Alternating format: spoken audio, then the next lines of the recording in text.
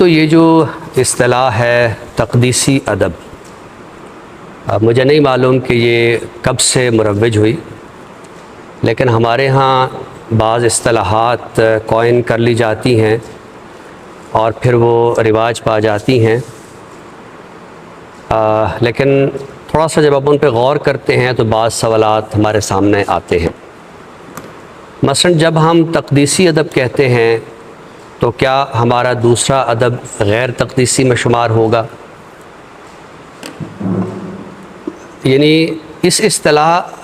کو سنتے ہی میرے ذہن میں ایک تاثر یہ آتا ہے کہ جیسے قرآن حکیم میں سورہ شعراء کے حوالے سے ایک بات ہے اور ہمارے علماء اکرام اکثر اس کو کوٹ کرتے ہیں، اور وہ پھر شاعری کی جو مذمت ہے وہ شروع کر دیتے ہیں، لیکن جب بات آتی ہے مسلم شعراء کی اور مسلم ثقافت میں اردو شاعری کی روایت کی تو پھر وہ آیت کا آخری حصہ پڑھتے ہیں کہ نہیں، وہ لوگ کہ جن کو اللہ نے ہدایت دی۔ اب ظاہر ہے کہ جو قرآن کا ارشاد ہے اس پر تو کوئی سوال ہی نہیں ہے، جو قرآن نے کہہ دیا ہے وہ کہہ دیا ہے، لیکن ایک مسئلہ یہ ہے کہ ہم قرآن کی پیروی کے بجائے قرآن کی تفسیروں کی پیروی کرتے ہیں۔ سو ہمیں جو تفسیر دی گئی، جو ترجمہ دیا گیا، ہم اس کی پیروی کرتے ہیں، اور شاعروں کے بارے میں جو ایک نیریٹو تشکیل پایا ہماری ریلیجس کمیونٹی میں، وہ تفسیرات کی روشنی میں ہے۔ یعنی اگر قرآن یہ کہتا ہے کہ شاعر وادی وادی گھومتے ہیں تو اس میں کوئی شک نہیں،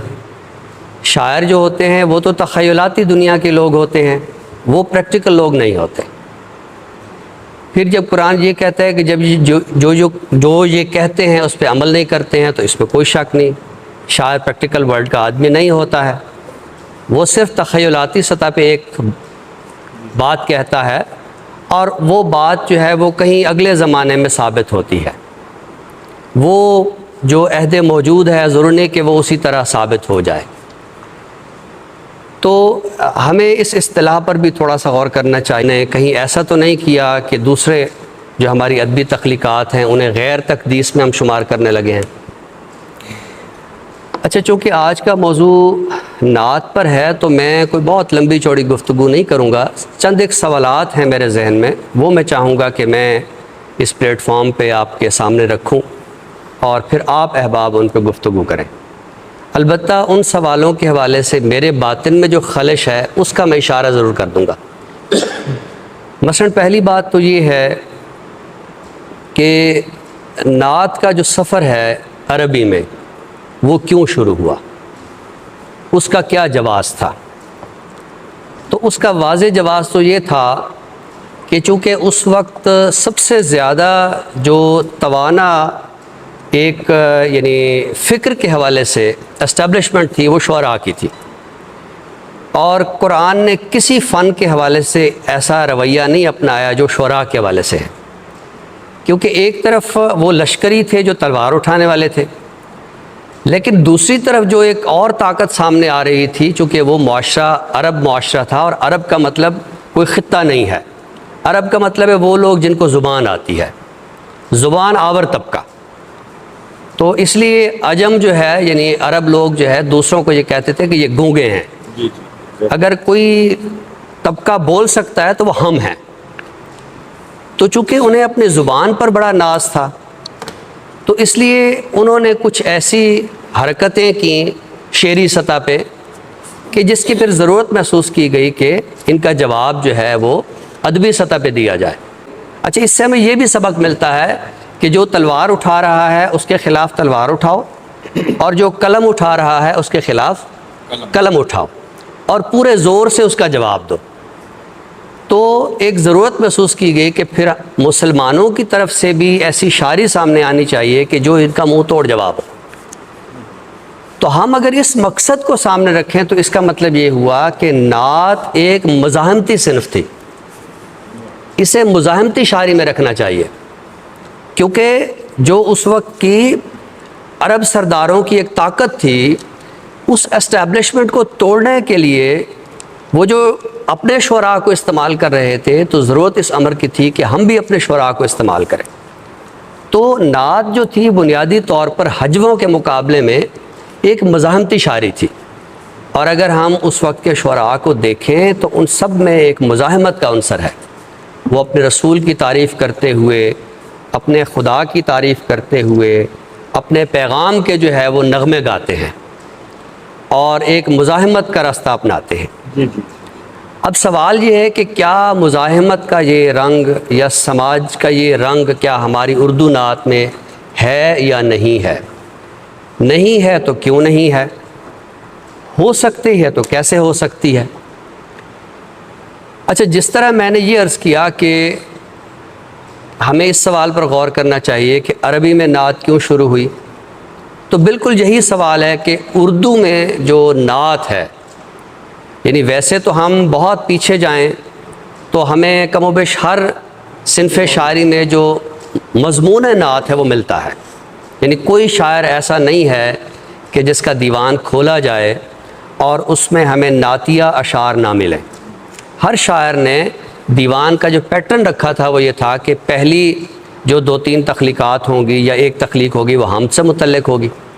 اس کے مطابق جو ہے پھر دوسری جو تخلیق ہوگی اہم وہ نعت سے متعلق ہوگی۔ بعض شعراء نے اس روایت کو آگے بھی بڑھایا، یعنی منقبت بھی کہی، اور بعضاں پھر جو ہے وہ شاعری جو دیگر مضامین ہیں وہ بیان کیے گئے۔ لیکن نعت کی بطور صنف شاعری جو ایک مستحکم روایت ہے، بطور صنف شاعری، یعنی اس سے پہلے کیا کسی شاعر کا کوئی نعتیہ دیوان آیا تھا جیسے امیر مینائی کا محمد خاتم النبیین ہے؟ اس سے پہلے کوئی نعتیہ دیوان منظر عام پر آنے کی کوئی روایت موجود تھی، یا باقاعدہ ایک نعت کو صنف شاعری کے طور پر اختیار کرنے کی کوئی روایت موجود ہے؟ اگر نہیں ہے تو پھر اس پر بھی ہمیں غور کرنا چاہیے کہ آخر اسی دور میں کیوں نعت اور حمد جو ہے وہ کہی جانے لگی اور اسے ایک صنف کا درجہ دیا جانے لگا۔ تو بات یہ ہے کہ ہم ایک بار پھر مزاحمت کے دور میں تھے، ہم ایک بار پھر نوآبادیاتی آقاؤں کے خلاف جنگ کر رہے تھے، اور ہمیں اپنی مسلم آئیڈینٹی کے لیے ایسی اصناف شاعری نمایاں طور پر سامنے لانی تھی جس سے ہمیں پتہ چلے کہ یہ مسلمانوں کی شاعری ہے۔ سو حمد بھی ایک صنف شاعری کے طور پر سامنے آتی ہے اور نعت بھی ایک صنف شاعری کے طور پر سامنے آتی ہے۔ لیکن جب ہم اس دور میں دیکھتے ہیں تو ہمیں نعت کے 2 نمایاں دھارے ملتے ہیں، یعنی ایک دھارا وہ ہے کہ جس کے نمائندہ ہیں مولانا الطاف حسین حالی، حضرت علامہ اقبال اور ظفر علی خان، اور دوسری طرف وہ روایت ہے جو امیر مینائی ہیں، محسن کاکوروی ہیں، یا مولانا احمد رضا خان بریلوی ہیں۔ اب دیکھنا یہ ہے کہ کون سی روایت ایسی ہے جس کو فروغ ملا، اور کون سی ایسی روایت ہے جس کو فروغ نہیں ملا، اور جس کو فروغ نہیں ملا اس کے پیچھے کیا اسباب تھے، اور جس کو فروغ ملا اس کے پیچھے کیا اسباب تھے۔ تو بات یہ ہے کہ کیا ہم مجموعی طور پر قومی سطح پہ سوچنے والے لوگ ہیں یا نہیں ہیں؟ اگر ہم قومی سطح پر سوچنے والے لوگ ہوتے تو شاید وہ روایت جو حالی، اقبال اور ظفر علی خان کے ہاں تھی وہ نعت کی روایت آگے بڑھتی، اور ہم نعت میں اپنے جو سماج کے مسائل ہیں یا جو قوم کے مسائل ہیں، اور ہم اپنے رسول کریم کو اپنا حقیقی معنوں میں ایک ازلی و ابدی قائد مانتے ہوئے ہم کوئی آگے بڑھتے۔ اور جو دوسری روایت ہے وہ آپ دیکھیے کہ ایک تو جو میں نے نام لیے ہیں، ظاہر ہے کہ یہ وہ نام ہیں جو اس طرح یعنی مذہبی طبقے میں شمار نہیں ہوتے، نہ حالی شمار ہوتے ہیں، نہ اقبال اس طرح شمار ہوتے ہیں، اور نہ ہی ظفر علی خان۔ ظفر علی خان ایک جرنلسٹ تھے، اقبال ایک بیرسٹر تھے، اور حالی ایک استاد ہیں یا جو بھی ان کا ایک شعبہ ہے، لیکن وہ بہرحال اس طرح ہمارے مذہبی ماحول کا حصہ نہیں ہے۔ اس کی نسبت جناب امیر مینائی، جناب احمد رضا خان بریلوی اور جناب محسن کاکوروی، یہ وہ لوگ ہیں کہ جو ایک خاص مذہبی ماحول سے تعلق رکھتے ہیں۔ جو نعت کی روایت انہوں نے شروع کی، اگرچہ انہوں نے نہیں شروع کی، پیچھے جو ہمارے شعراء کے دواوین میں جس نوعیت کے اشعار تھے انہوں نے بس ویسے ہی شعر کہے اور ایک نعت کی روایت کو آگے بڑھایا۔ اچھا اب جب نعت کی روایت آگے بڑھتی ہے تو یہ روایت بھی پھر یعنی یہ والی روایت ظفر علی خان اقبال اور حالی والی نہیں بلکہ یہ والی روایت جو ہے صرف نعت لکھنے کی حد تک نہیں بڑھتی بلکہ نعت کی جو پیشکش ہے اس کے حوالے سے بھی آگے بڑھتی ہے۔ اب نعت کی پیشکش کہاں ہوتی ہے؟ وہ ظاہر ہے ہماری مذہبی محافل میں ہوتی ہے، وہ ہماری مذہبی مجالس میں ہوتی ہے، اور جو مذہبی مجالس ہوتی ہیں ہمیں اس پر بھی غور کرنا چاہیے کہ اس کی کون سی ایسی سطح تھی کہ آج جو اس کی ایک اسٹیبلش شکل ہے اس کی کیا شکل ہے اور اس میں ہم کس طرح کی نعت پیش کر رہے ہیں۔ اچھا ایک بار میں نے ایک یعنی موسیقار سے ملاقات ہوئی۔ اچھا یہ وہ موسیقار ہے جو بطور خاص نعت کمپوز کرتے ہیں، خود بھی وہ نعت پڑھتے ہیں، گاتے ہیں، اور یعنی وہ نعت کو کمپوز بھی کرتے ہیں۔ یہ نعت گانے کے حوالے سے اگر جو میرے منہ سے لفظ نکلا ہے تو اس کو برداشت کر لیجئے، اس لیے کہ جب ہم اسے موسیقی کی سطح پہ پیش کرتے ہیں ہاں تو پھر آپ اس کی اس حیثیت کو تسلیم کیجئے۔ یعنی آپ دیکھیے کہ نعت کے جو مقابلے ہوتے ہیں اس میں ججز یہی کہہ رہے ہوتے ہیں بھئی آپ نے انترا ٹھیک نہیں پڑھا، آپ کی استھائی میں یہ خرابی تھی، آپ بے سرے ہو گئے، آپ کی لے میں یہ مسئلہ تھا۔ تو جب آپ ساری موسیقی کے اصطلاحات استعمال کرتے ہیں تو نعت کو گانے کے حوالے سے آپ کو کیا مسئلہ ہو سکتا ہے اس پر بھی ہمیں غور کرنا چاہیے۔ اب چونکہ ان محافل میں جو یعنی نعتیں پڑھی گئیں، یعنی میں جو اپنے ان دوست سے ملاقات ہوئی تو ایسے یعنی راگ اور راگنیوں میں ہماری نعت پڑھی جاتی ہے کہ جس کو سن کے ایک رقت کا عنصر سامنے آئے یا گریے کا عنصر سامنے آئے۔ اچھا آپ دوستوں نے ظاہر ہے کہ جو ایک ترک نوجوان ہے اس کی ایک نعت سنی ہوگی، یا ویسے بھی آپ اگر اہل فارس کی یا وسط ایشیا کی یا ترکوں کی یا عربوں کی آپ نعتیں سنیں تو اس نعت کو سن کر جو ہمارے ہاں ایک تاثر ہے کہ گریے اور رقت کا جذبہ پیدا ہوتا ہے، ان نعتوں کو سن کر یہ جذبہ نہیں پیدا ہوتا بلکہ ولولہ پیدا ہوتا ہے، جوش پیدا ہوتا ہے۔ اب یہ بھی سوال ہمیں اپنے سامنے رکھنا چاہیے کہ ہم نعت ایسے ہی راگوں میں کیوں کمپوز کرتے ہیں کہ جب وہ محفل میں پڑھی جائے تو لوگ رو پڑیں، لوگوں پر رقت طاری ہو۔ یعنی ہم نے اپنی محفلوں میں مذہبی محافل میں دو چیزیں فرض کر رکھی ہیں کہ ایک تو یہ ہے کہ جو مقرر ہوگا وہ شعلہ بیان ہوگا، وہ شعلے بھڑکائے گا، اور اس کے بعد ہم آنسو بہا کے جلتی پہ تیل چھڑکنے کا کام کریں گے۔ دیکھیے ہم ایک ذمہ دار پلیٹ فارم پہ بیٹھے، اور ذمہ دار پلیٹ فارم پہ ہم اگر یہ سوالات نہیں اٹھائیں گے تو پھر ہم کہاں اٹھائیں گے؟ یعنی یہ وہ سوالات ہیں جو میں کسی عام مذہبی مجلس میں نہیں اٹھا سکتا۔ آپ میرے شاعر دوست ہیں، آپ میرے پروفیسر دوست ہیں، تو یہ سوالات جو ہے ہمیں کم از کم سنجیدہ پلیٹ فارم پہ لے آنے چاہیے، اور ان پر ہمیں غور و فکر کرنا چاہیے، اس پر ہمیں بات کو آگے بڑھانا چاہیے، تاکہ دیکھیے میں ایک چیز عرض کرتا ہوں کہ یہ جو ابھی صدر محفل نے ایک ارشاد فرمایا بالکل درست ہے کہ ہم نے یہ طے کیا ہوا ہے کہ ہم نعت پر، سلام پر، اس میں ہم تنقید کو برداشت نہیں کرتے۔ میں یہ سمجھتا ہوں کہ تقدیسی ادب کے حوالے سے ہماری تنقید کی روایت کو اور زیادہ مستحکم ہونا چاہیے۔ اس کی وجہ ہے کہ باقی کسی بھی جگہ خرابی آتی ہے تو وہ بڑی سامنے ہو کے آتی ہے، تقدیس کے ماحول میں جب کوئی اس طرح کا مسئلہ پیدا ہوتا ہے تو وہ بھی تقدیس کے پیرائے میں آتا ہے۔ وہ جو شعر ہے بڑا نمایاں کہ اپنے جوتوں سے رہیں سارے نمازی ہوشیار،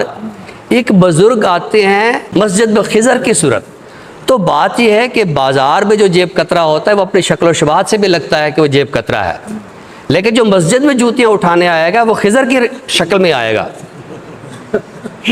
تو ہمیں تقدیس کے حوالے سے جو مسائل ہیں اس پر زیادہ ہمیں متوجہ ہونا چاہیے کہ یہاں جو خرابی پیدا کرنے آئے گا وہ بھی خضر کے پردے میں آئے گا۔ یعنی یہ وہ سوالات ہیں جن پر ہمیں غور کرنا چاہیے، جن پر ہمیں بات کرتے رہنی چاہیے۔ اچھا اب ایک اور چیز سوال ہے، سوال کی حد تک ہے کہ ہماری جو نعت پیش کی جاتی ہے اس سے سماج میں نفسیات کس طرح کی ڈیولپ ہو رہی ہے، اس سے یعنی